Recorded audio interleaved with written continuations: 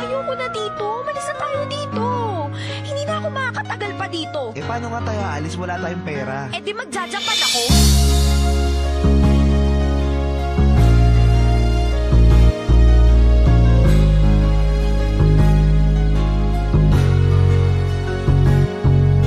Babaeng itinuring kong asawa, kahit hindi kami kasal ay nagpasya na kaming magsama at mabuhay sa pamamagitan ng pagkanta. Kahit hindi sapat ang kinikita naming halaga, kaya kami ay nagpasya na manirahan sa Maynila dahil kailangan namin ng mas malaking kita. Nagtiis kaming umupa sa mainit na lugar dahil yun lang ang kaya ng aming perang napundar. Tumagal ang ilang araw at halos isang buwan, napapansin kong ang hirap ay di mo na matagalan. Kaya nung minsan ay may nang alok sa iyong mga ibang bayan para sa ating pangarap, di ka na nag-alinlangan. Lahat ginawa mo upang ika'y payagan ko. Nagtiwala ako sa sinabi mong hayaan mo. Isang taon lang ako doon, hindi ako magtatagal. At pagbalik ko pangako tayo ay magpapakasal. Kung nasaan ka man, lagi mong tandaan na may naghihintay sa iyo at umaasa.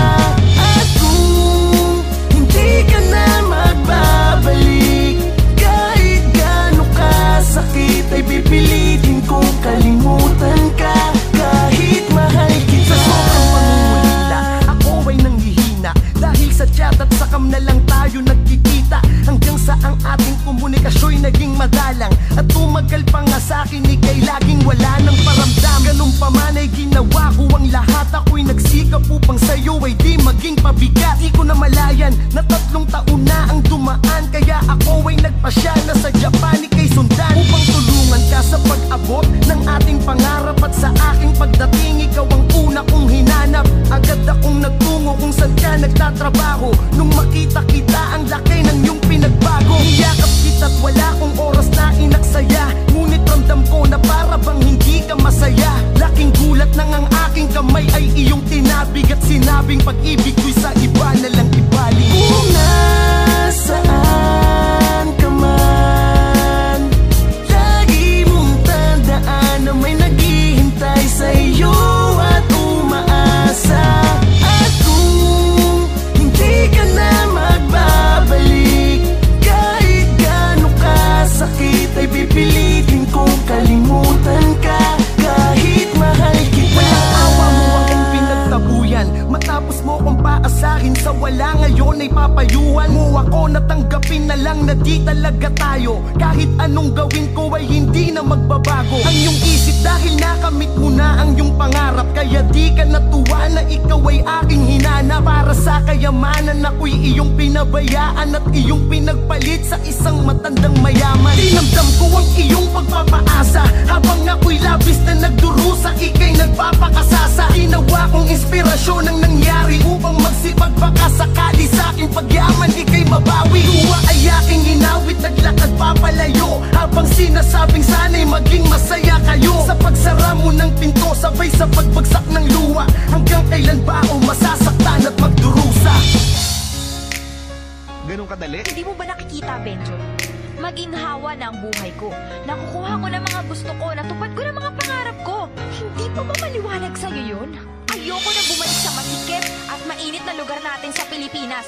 Ayoko na makaranas ng kahirapan. Ayoko na, Benjo. Kaya please, umalis ka na. Hindi ako alis, Umalis ka Cherry. na. Hindi ako alis hanggat hindi kita kasama. Ayoko na sa'yo. At sa aking ilang taong pagtatrabaho sa Japan, kahit gano'n kahirap ay kinaya kong pagtyagaan. Dahil sa kagustuhan kong ika'y bawiin, di ko inasahang may darating upang ang lungkot ko'y pawiin. Isang babae na di umalis sa aking tabi nung mga panahong binabalot ako ng bigati. Mabigat man ang loob ko'y nagawa niyang pag-aanin, kaya di nagtagal siya'y aking natutunang mahalin. At lumipas pa ang ilang taon habang kami nagtatagal, ay nagpasya na kaming dalawa na magpakasal. Kami ay naging masaya't wala na akong mahihiling, ngunit di ko inasahan ng iyong biglang pagdating. Ika'y umiiyak at sa'kin nagmamakaawa at sinabing hiwalay na kayo ng iyong asawa. Kala mo sa iyong pagbabalik ako'y natutuwa, lakas pa ng loob mong sabihin ika'y mahal ko pa. Kahit na konti sa iyo'y wala na akong nadarama, natuto na ako matapos mo ako gawing tanga. Hindi mo ko madadaan sa mga pagluwa mo, hindi lahat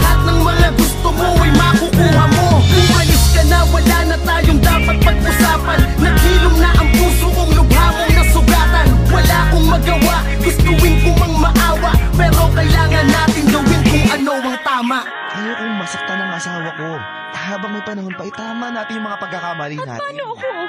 Benjo, mahal kita. Kailan mo ba ako mapapatawad sa minsang pagkakamaling nagawa ko sa'yo? Cherry, please naman Idilat mo nga yung mata mo sa katotohanan. May asawa't anak na ako. Hindi na ako yung karapat-dapat na lalaki para sa'yo. Maganda pa yung hinaharap mo, Cherry. Huwag mo ikulong yung sarili mo sa pagmamahal sa isang taong may pamilya na. Pero hindi naman ako naghahangad ng higit pa sa'yo, Benjo. Ikaw lang yung gusto ko.